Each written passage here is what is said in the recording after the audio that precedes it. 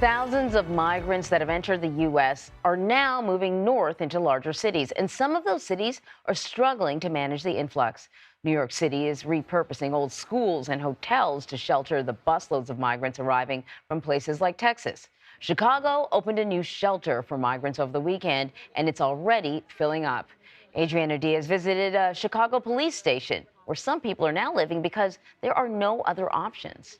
With nowhere else to go, migrants are sleeping in police stations. Colombia, Panama, Nicaragua. Giselle Ledesma traversed 8 countries with her young family from Venezuela.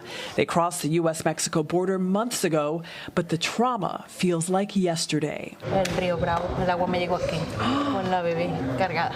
The Rio Grande River and the water was up to here. And you were holding the baby? ¿Estaba cargando la niña?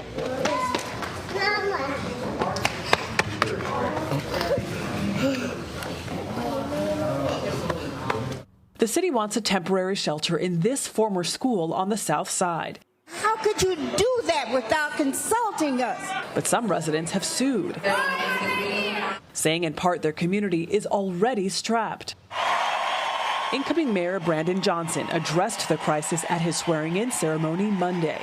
The soul of Chicago tells us we will never close our doors to those who come here in search of a better life. To help alleviate crowding at police stations, the mostly Latino community of Pilsen is building their own shelter as they fill it, installing showers, even cutting hair. Doug Wynn owns the building and worked with local leaders and volunteers to create this space. I guess there was a reason we didn't rent it for the last couple of years. I mean, there must have been some other purpose, right? This is so much better. While there, we met 1-year-old Andres and his mom, Wendy Benitez. Texas. So you got here on a bus that was organized by the government in Texas? Sí, señora, correcto. Yo pedí el vuelo para acá porque acá parecía que habían albergues disponibles y entonces cuando llegas realmente no es así. So you heard that there were shelters with space here in Chicago, so you came to Chicago, but that wasn't the case. Wendy Rondon's family spent 3 nights on a police station floor. Her 12-year-old Brian describes their journey as both good and bad. Lo malo es que nos quedamos en la calle, durmiendo, y pasamos por la selva. The bad part is that they had to be on the street, sleeping on the street, crossing through the jungle. Lo bien es que llegaste acá. Llegamos y nos confundimos. Mom says the good part is that we arrived.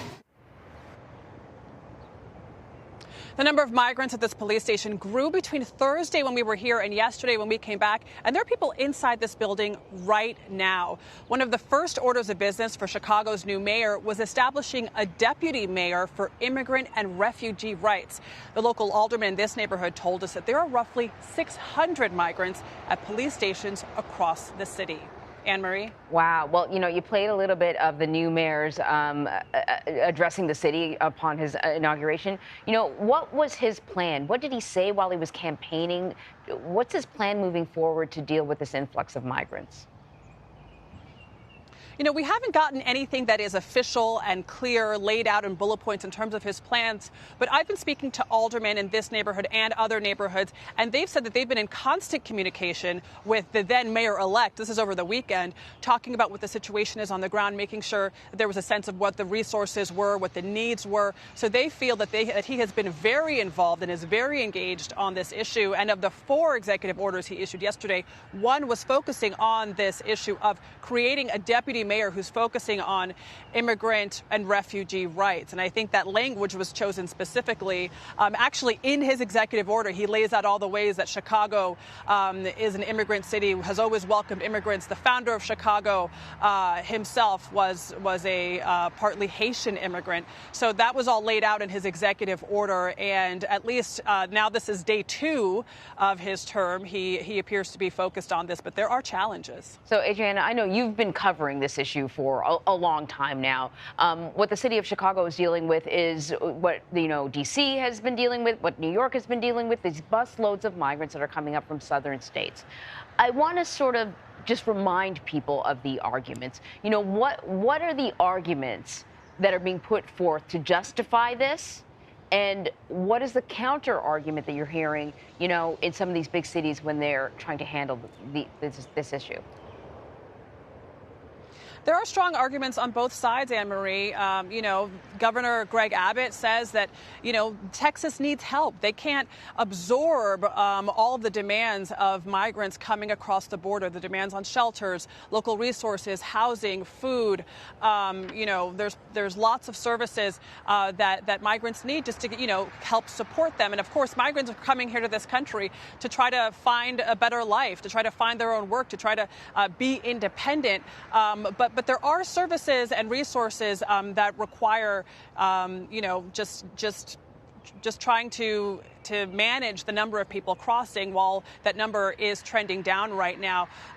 But so Governor Greg Abbott says, you know, they need to spread.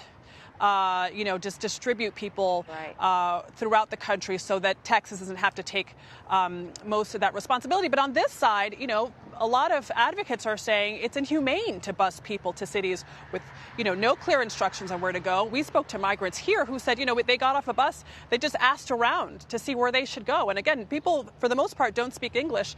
Eventually, someone gave a woman in here at the police station who we spoke to, who was in the piece, a slip that had information about going to the police station. When they get to the police station, the officers write down their name, give them a wristband, and that's it. There's no plan. There's no, you know, no real options here. So on the other side of the argument, people find it quite inhumane that migrants are sent here without any kind of, you know, infrastructure ready to accept people. Yeah, you know, in some cases, people actually have family members in other cities that they could go to, but they're sort of being randomly bused to cities that they did not request. Adriana, thank you very much.